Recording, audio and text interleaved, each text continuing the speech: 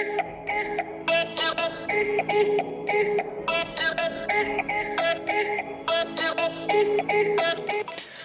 Assalamualaikum. Hari ini kita akan unbox sebuah smartphone keluaran dari Sharp. Ya, Sharp ini kan mungkin di Indonesia lebih dikenal dengan brand televisi ya. Padahal sebetulnya dulu juga sudah pernah jualan handphone di Indonesia. Yang pernah saya beli itu Sharp Aquos Crystal. Waktu itu keren banget, layarnya bezel-less, kiri, kanan, dan atas. Nah, kali ini Sharp jualan lagi di Indonesia sebuah produk Sharp Z2 namanya. Kalau dilihat nih dari penampakan di kemasannya, ini kiri kanannya bezelnya sangat tipis sekali. Ini bikin saya penasaran buat coba. Kalau belum tahu Sharp Aquos Crystal seperti apa, coba lihat di sini. Saya liatin gambarnya. Nah, kemudian kita lihat untuk Sharp Z2 ini spesifikasinya kira-kira seperti ini. Oke. 5,5 inci Full HD, CPU-nya Deca-core MediaTek 6797 itu Helio X20. Cortex A72. Ini kalau sebetulnya MediaTek X20 dulu dirancang dengan formasi 442. Jadi ada 4 core yang hemat energi, 4 core yang performanya sedang, dan 2 core yang tinggi banget performanya. Harusnya sih bisa untuk ngatur gimana caranya, kapan butuh performa tinggi, kapan butuh hemat baterai ya. Kita lihat nanti di penerapannya apakah benar seperti itu. Kemudian OS-nya sudah Android 6.0 Marshmallow. Kameranya depan belakang 13 megapiksel, sudah 4G tentunya. Nah, ROM-nya atau internal storage-nya 32 GB dan RAM-nya 4 GB. Dan ini support microSD hingga 128 GB. Dan mendukung USB OTG juga. Oke.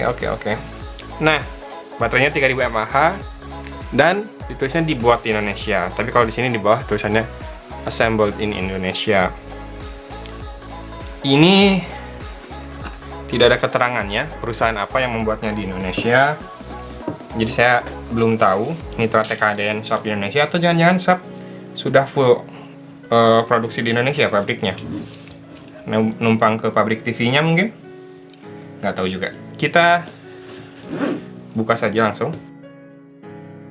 Ini dia smartphone-nya. Sharp Z2. Oh, sudah dipakein soft case. Yang ini warnanya silver, jadi ada 2 varian warna, silver dan gold. Oke. Kita simpan dulu smartphone-nya, kita lihat kelengkapan di paket penjualannya. Oh, ada petunjuk pemakaian bahasa Indonesia full. Ya, betul, full bahasa Indonesia.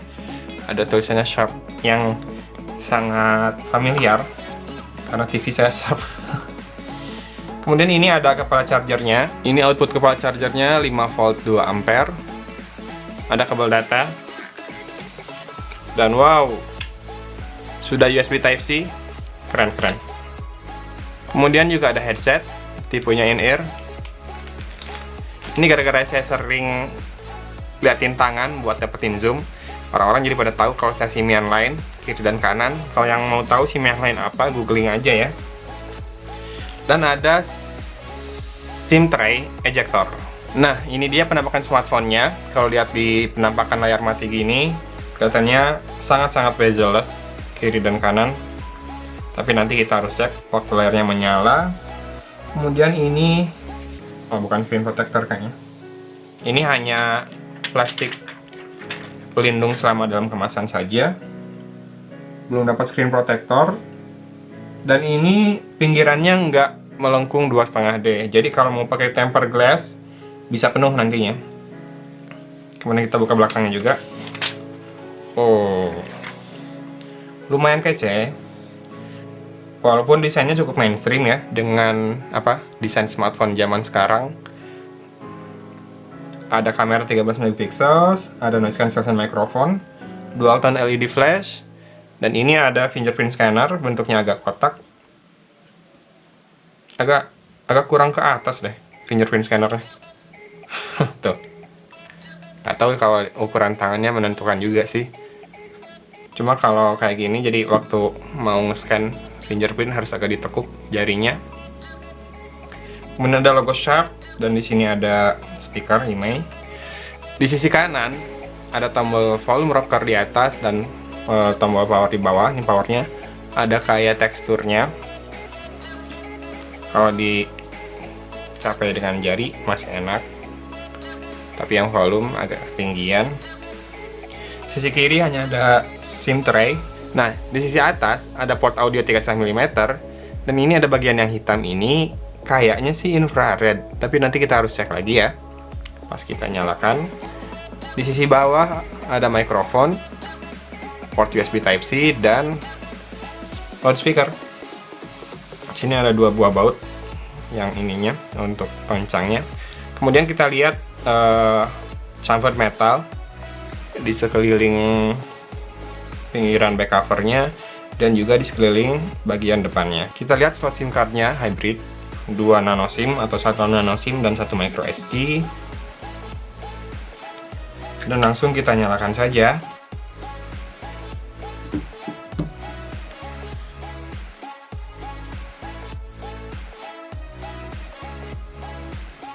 Oke, sudah masuk ke home screen-nya.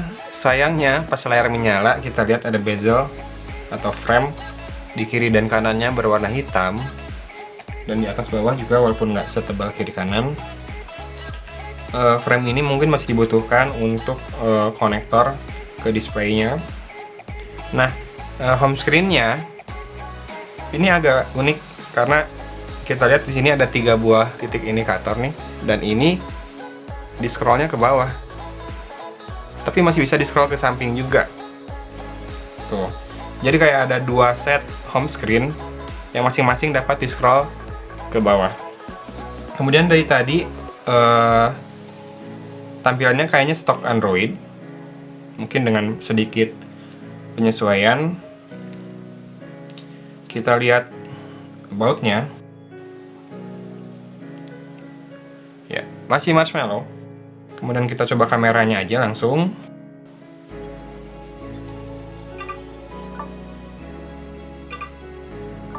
Ya, fokus dan meteringnya cukup cepat. Kemudian ada fitur penstabilan video juga. Kayaknya ini elektronik juga. Kemudian kita lihat, ya ada anti shake tuh, tapi saya nggak tahu itu elektronik atau optik. Kalau lihat videonya si Ace, berarti electronic image stabilization. So far masih terlihat baik, detailnya dapat, di pencahayaan yang cukup baik. Kita coba kamera depan.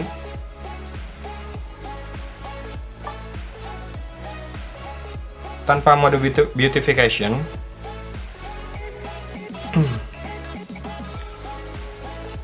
ini layarnya kayaknya kurang ini ya. Kita coba cerahkan layarnya. Nah, udah lebih cerah.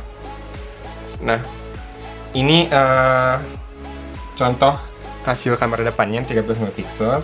Jadi ini kelihatan cukup detail karena resolusinya tinggi. Tanpa mode beautification masih lumayan. Nanti kita banyak coba di berbagai kondisi saja. Nah, yang pasti interface dari kameranya ini standar banget, kayak Android stock juga. Dan ini untuk selfie lumayan wide, lensanya lumayan lebar, bisa masuk lumayan banyak, yang mana bisa dibilang bagus, bisa selfie rame-rame. Tidak ada mode lain-lain kecuali ini, filter, kemudian PIP, picture in picture, dan panorama. Jadi kameranya, fiturnya, dan user interface-nya cukup standar. Oh ya, tadi saya belum bahas bagian depan ada apa saja. Ini ada kamera 13 MP-nya, dan ini loudspeaker-nya berbentuk bulat dengan banyak titik-titik, earpiece-nya maksudnya. Kemudian ada ini kemungkinan notification LED, dan ada sensor proximity dan ambience. Di sisi bawah tidak ada tombol fisik kapasitif karena tombolnya semuanya ada di layar on screen navigation pakainya nih. Nah, kalau mau lihat layarnya sebanyak apa, maksudnya frame-nya sampai mana, kita lihat kamera tadi. Atau lihat ini. Tuh. Bagian atas frame-nya tipis, tapi yang bagian kiri dan kanan cukup tebal. Inilah Sub Z2 yang akan dijual di Lazada secara eksklusif di harga 3, sekian jutaan. Free speaker JBL Go dan free casing tadi. Kalau kamu tertarik, link pembelian akan saya taruh di deskripsi video ini. Demikian unboxing dan hands-on dari Sharp Z2. Semoga Sharp makin banyak memasukkan produknya ya ke Indonesia, biar kita makin banyak pilihan untuk smartphone kita. Oke. Dari Kota Cimahi, saya pamit undur diri. Assalamualaikum warahmatullahi wabarakatuh.